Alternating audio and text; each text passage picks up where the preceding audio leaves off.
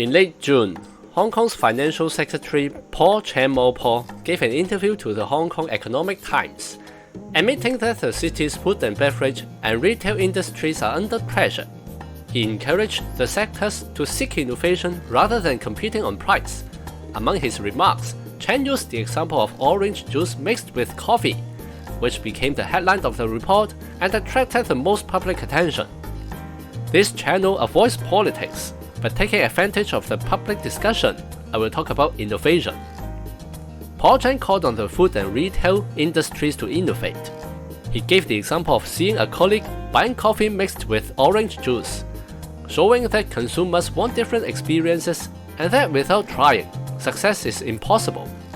He further suggested, you can mix espresso with orange juice, and in mainland China, they mix latte with Mao Tai. Chan also cited an example of a Chinese restaurant that used to be large-scale but recently shifted to make delicate specialty dishes, emphasizing that the industry must change and think of new plans. According to Chan, espresso with orange juice is innovation, and this level of innovation could help rescue industries currently struggling. Traditional restaurants have large spaces, require many workers, and have high operating costs due to lighting, fuel, and ingredients. They reduce scale, cutting losses to stay alive. In Chan's eyes, this is a magnificent survival strategy.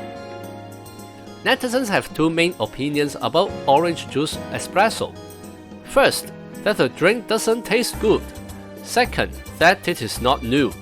Whether a food or drink tastes good is partly objective and partly subjective, so let's set that aside. As for novelty, it is definitely not new. Has Paul Chan never seen Ta Chan Tang in Hong Kong serve lemon coffee or yun yang? Literal meaning, Mandarin duck, which is milk tea mixed with coffee, for many years? After Chan's interview was published, Yahoo News and the magazine New Holiday listed 5 shops in Hong Kong selling orange juice espresso. Mixing seemingly unrelated ingredients into one drink is innovation. This seems to be Chan's idea, but there are many drinks with even more unusual ingredient combinations. 1. Dirty coconut coke. A mix of cola, coconut milk, and lime juice, with an optional top layer of cream and coconut milk.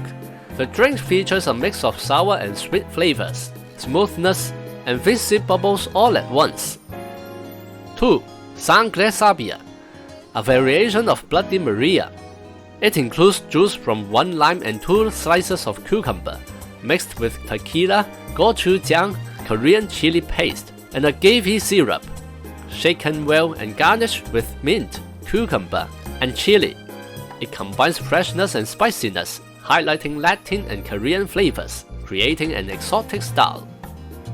Judging only by the unusual combinations, these 2 drinks are definitely more novel than orange juice coffee, and they have been popular among people for a long time. Therefore, Chan calling orange espresso innovative is even more daring than making the drink. In the late 20th century, society openly promoted innovation and creativity. Even universities had courses called creative writing. In the past 10 years, fewer people have advocated creativity, as people have come to realize the paradox.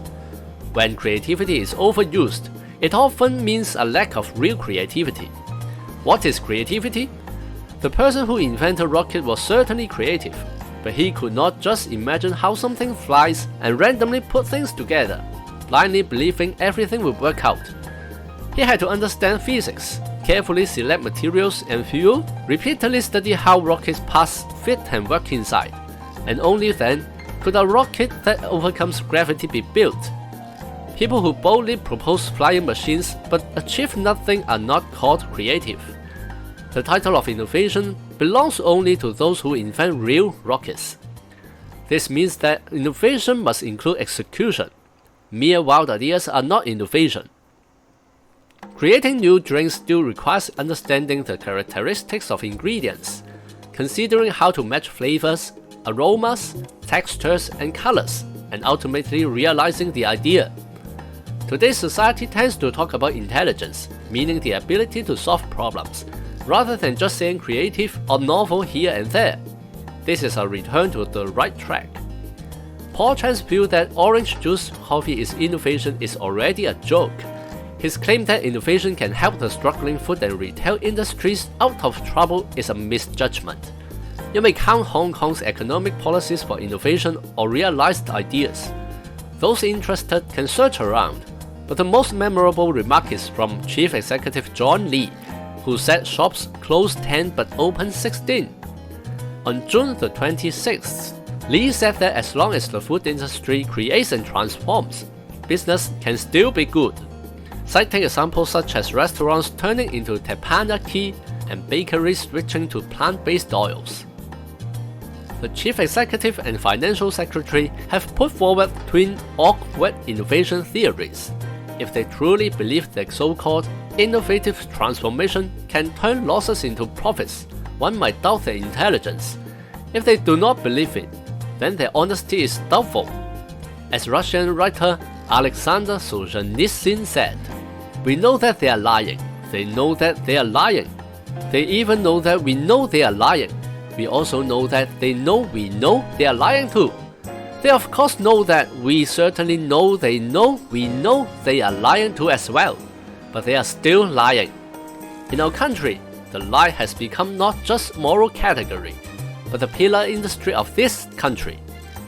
If the leaders only offer words they themselves do not believe, trying to silence the public and cover the truth, and if society dances as they say, ignoring problems and holding more grand events with colorful nights, the economic regression will still not improve.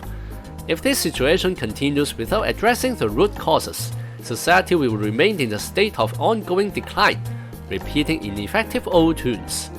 This is exactly the opposite of what Paul Chan calls innovation, creating another paradox. If you have any idea or like this video, please comment, like, subscribe and share.